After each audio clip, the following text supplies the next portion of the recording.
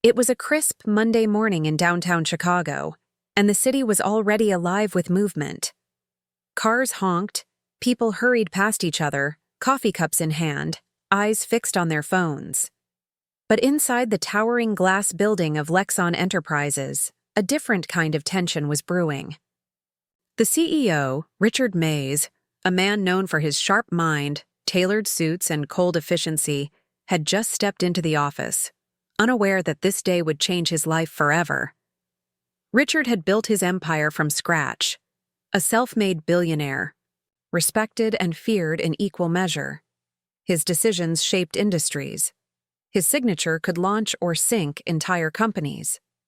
But with success came sacrifice. Family dinners turned into missed calls.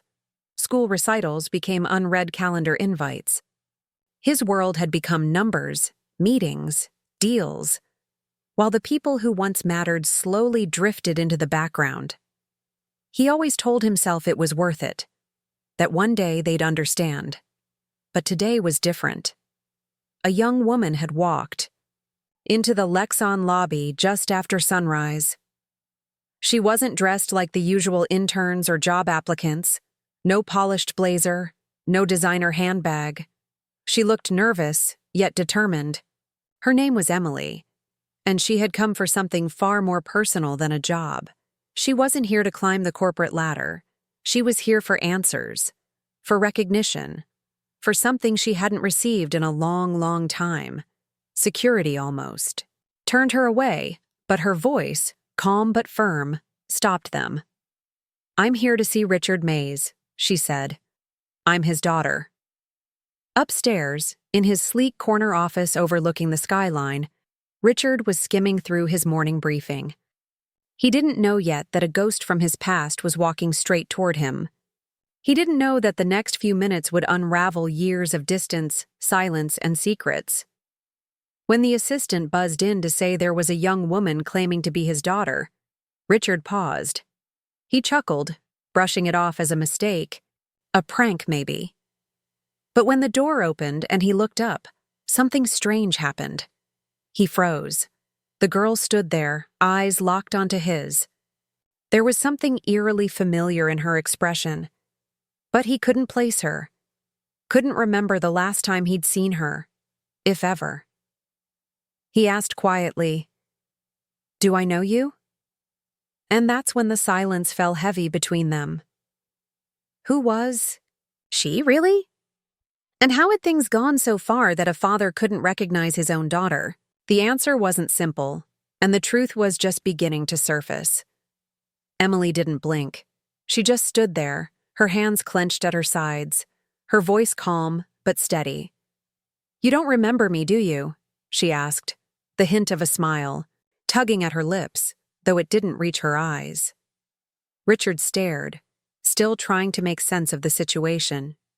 He studied her face like it was a puzzle he should have solved years ago.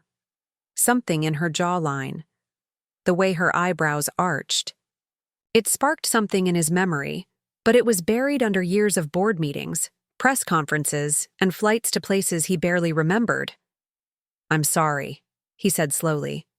"You must be mistaken." Emily took a step forward. "I'm not. My name is Emily Carter. My mother is Sarah Carter." That name hit him like a cold wind. Sarah. A name he hadn't heard in nearly 2 decades. She had been part of a chapter he'd locked away when he was still chasing dreams, still trying to make something of himself. They had met before the company, before the suits, before the money. Back when he was still just Richie, the guy who waited tables and scribbled business plans on napkins. Sarah had been the only person who believed in him then. And just like that, memories began crawling back. Quiet nights in her tiny apartment, talks about the future, and then silence. A messy breakup. No closure. Just distance. But he never knew about a child. "Why now?" he asked, trying to keep his voice composed, but his fingers gripped the edge of the desk. Emily's eyes didn't waver. "Because I waited. I watched you build your empire. I saw you on magazine covers, on TV. I listened to you talk about leadership and legacy, about how family matters. And every time I wondered if you really meant those words, or if they were just part of the image. Richard didn't know what to say. For the first time in years, he was speechless. He was used to being in control, to having the answers. But now, a stranger claiming to be his daughter was standing in front of him, holding a mirror to the life he'd crafted, and what it had cost. "Why didn't your mother tell me?" he asked quietly. "She did," Emily replied. "You just weren't listening." Outside, the city buzzed as usual. Phones rang, meetings were called.